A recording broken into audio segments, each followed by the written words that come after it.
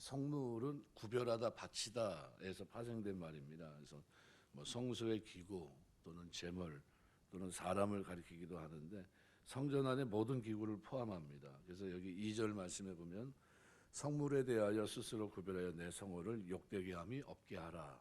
여기 성물 여호와께 드려진 예물 가운데 특별히 제사장들의 몫으로 돌려진 예물, 특별히 레위기 7장 33절, 34절 말씀에 보면 제물의 우편 뒷다리와 가슴은 제사장과 그 자손의 음식으로 구별해 놓고 있습니다.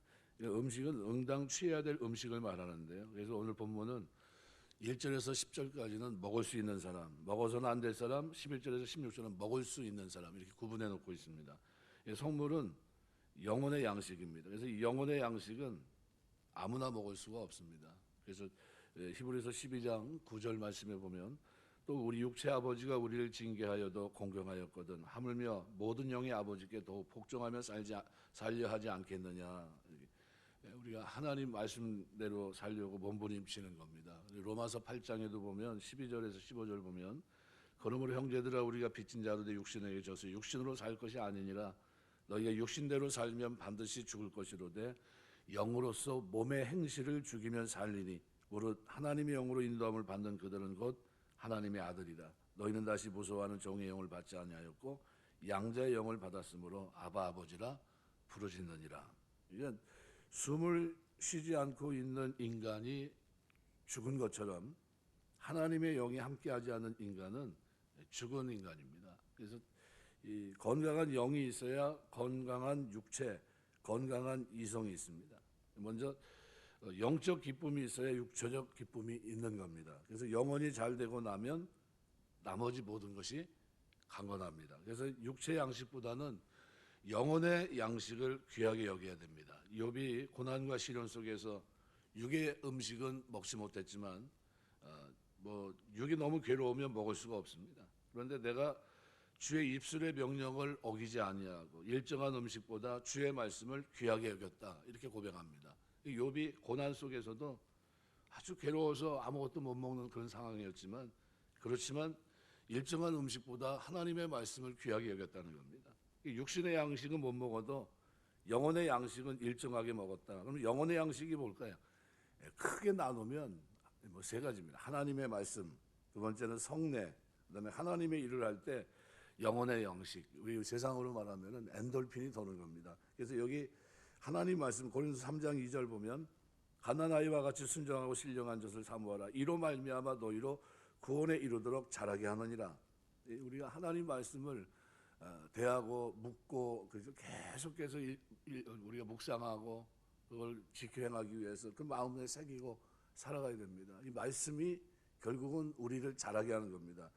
성례를 두 번째로 얘기하는데요. 세례와 성찬 이것이 영혼의 양식입니다. 그래서 특별히 성찬은 신비입니다. 그래서 성찬에 참여할 때마다 예수 그리스도의 십자가를 생각하게 되고 그때마다 우리의 영혼이 힘을 얻습니다.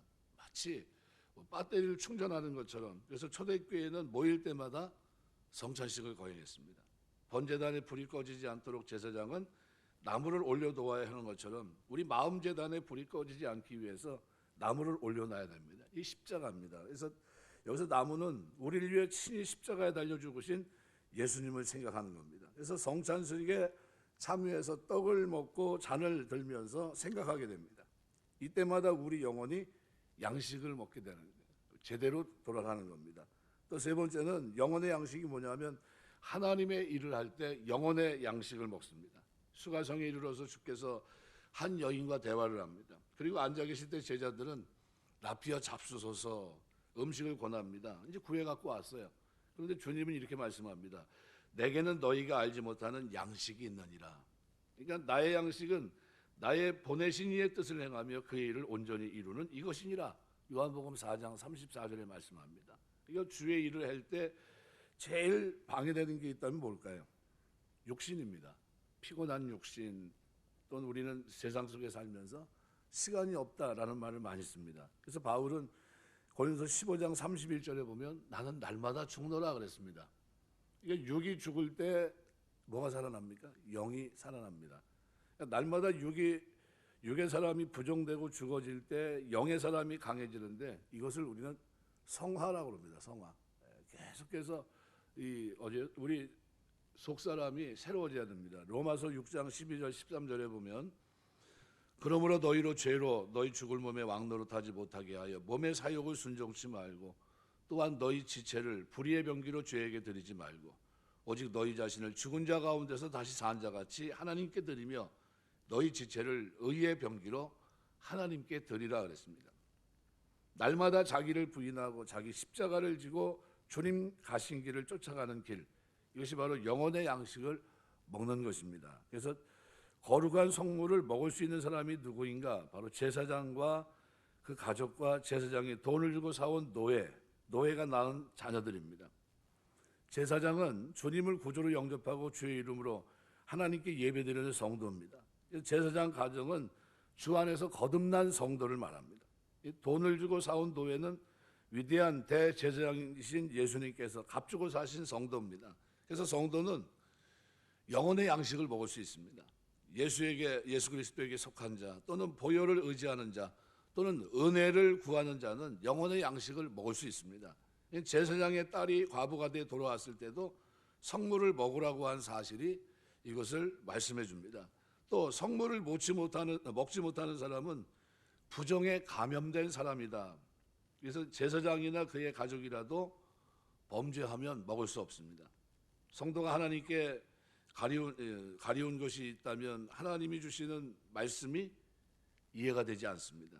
은혜를 받을 수가 없습니다. 외국인은 성물을 먹지 못합니다. 제사장의 객이나 품꾼은 성물을 먹지 못합니다. 외국인은 이방인입니다. 그래서 성도가 아닙니다. 그래서 제사장 집에 방문한 나그네, 손님, 품꾼, 일시적으로 고용된 사람은 먹을 수 없습니다. 왜요? 성도가 아니기 때문에. 사람은 영적 존재입니다. 육신은 잠깐이고 영혼은 영원합니다. 우리 영국 박물학자 가운데 러셀이라는 사람이 다윗과 함께 평생 진화론을 연구한 사람인데 이 사람이 87세에 진화론을 포기합니다. 그리고 창조론자가 됩니다. 이유를 물었어요. 왜 그렇게 여태까지 고수했던 생각을 바꿨느냐 얘기를 했더니 이분이 이런 얘기를 합니다. 진화론으로는 영혼의 존재를 설명할 수 없기 때문이다 라고 대답했어요. 진화론으로는 영혼의 문제를 해결할 방법이 없는 겁니다. 영혼의 행복 없이 육체의 행복은 결코 없는 거예요. 그러니까 우리가 하나님의 말씀을 통한 쉼, 하나님의 일을 통한 쉼, 성례를 통한 쉼, 이것이 없이는, 이런 구별이 없이는 우리 삶에 힘을 얻을 수가 없는 겁니다. 레스토랑이란 말의 유래가 1776년 프랑스의 브랑제라는 요리사에 의해서 처음 쓰이게 되는데요. 식당 개업을 하고 식당 입구에 써붙인 성구에서 비롯됐습니다. 뭘 붙였냐면 수고하고 무거운 짐자들아 다 내게로 오라. 내가 너희를 쉬게 하리라. 쉬게 하리라라는 이 불란서 말이 레스토레입니다. 레스토레. 이 말을 반복하면서 쓴 말이 레스토랑이에요. 진정한 식당은 교회입니다. 교회. 그래서 우리가 지금 동탄 제일 식당에 와서 지금 값없이 와서 먹고 쉬는 겁니다. 와서 영혼의 양식을 풍요롭게 먹고 세상에서는 어떻게 거친 세상에서 의의 길을 걷는 겁니다. 거룩한 길을. 그런 의미로 본다면 영혼의 양식에 대해서 오늘 본문은 우리에게 분명하게 먹을 수 있는 사람과 먹지 못하는 사람을 구분해 놓고 있어요. 근데 우리는 누굽니까? 먹을 수 있는 사람이에요. 그렇다고 한다면 우리가 먹어서는 안 될 사람과 먹을 수 있는 사람으로 구분했을 때 하나님은 영의 아버지인 아버지에게 복종하며 살 수 있는 길을 우리에게 열어주신 겁니다. 그럼 우리는 최선을 다해서 어떻게 해요? 그 말씀을 읽고 듣고 묵상하고 마음판에 새기고 그러면서 어떻게 해요? 그 말씀 기준으로 해서 우리가 이 땅을 살아내야 됩니다. 힘있게 살아내야 돼요. 성화의 삶을 살면서 나는 죽고 내 안에 그리스도가 사는, 날마다 자기를 부인하고 자기 십자가를 지고 주님 가신 길을 쫓아가는 이것이 바로 영혼의 양식을 먹는 겁니다. 우리가 살아가면서 하나님 영광에 살 때 이렇게 귀하게 하나님 말씀을 귀하게 여기는 여러분 되시길 주의 이름으로 축원합니다. 제일 중요한 게 그래서 말씀입니다. 하나님 말씀을 가장 귀하게 여겨야 됩니다. 왕이 됐든 누가 됐든 하나님 뭐라고 서책을 옆에 놓고 평생 어떻게 해요? 보라고 그랬어요. 그것을 가운데 새기고 그 가운데 행하라 이렇게 얘기합니다. 우리 성도에게도 제사장된 성도들에게 가장 중요한 게 뭡니까? 바로 영혼의 양식입니다. 성례와 세례를 통해서 또 하나님 말씀을 통해 하나님의 일을 통해서 내가 어떻게 진정한 내 양식은 여기 있다는 겁니다. 그 일을 하면서 거기에서 뭐가 시작됩니까? 쉼이 이루어지는 거예요. 내 영혼의 쉼. 이것이 내 만족을 주는 겁니다. 이것이 나에게 즐거움을 갖다 주고요. 이것이 기쁨입니다. 이것이 근원이에요. 그래서 이것이 식어지면 어떻게 됩니까? 그러면 자라지 못하는 거예요. 그러니까 영혼의 양식을 자꾸 가까이 대면서 어떻게 해요? 자라나야 그 속에서 신령한 젖을 대하면서 자꾸 자라나야 돼요. 여러분 아이들이 태어나서 자라지 않는 젖을 먹지 않으면 어떻게 됩니까? 힘들잖아요. 어떻게 해서라도 뭘 먹여야 된다고 생각합니다. 부모 입장에서는요. 어떻게 해서라도 먹여서 자랄 수 있게 하려고 합니다. 그죠? 때가 되면 이유식도 하고요. 때가 되면 밥을 먹을 때 밥을 먹여야 되고요. 때가 되면 건강한 모습으로 성장하기를 기대하면서 이 끊임없이 노력하거든요. 마찬가지로요. 우리가 해야 될 여러 가지 일들이 있지만 내가 먼저 건강하고 그리고 제사장으로서 어떻게 해요? 다른 사람을 살리는 그 일에 오늘 우리가 우리 영혼의 건강이 우리의 쉼이 하나님 앞에 쓰임 받아야 될 줄 믿습니다. 그래서 우리가 주 안에서 하나님 말씀 안에서 늘 쉼을 누리는 이 모습이요. 누구에게 본이 됩니까? 다른 성도들에게. 저게 저렇게 살아가는 게 힘이 되는 모양이구나. 우리는 힘든데 똑같은 고단한 생애를 세속 생활을 살아가는데 그 속에서 예수 믿는 사람들의 힘은 어디 있습니까? 환경이 바뀌어서 힘이 얻는 게 아니라요. 말씀입니다. 하나님의 뜻을 준행하고 성례와 성찬을 통해서 세례와 성찬을 통해서 그 속에서 힘을 얻는 겁니다.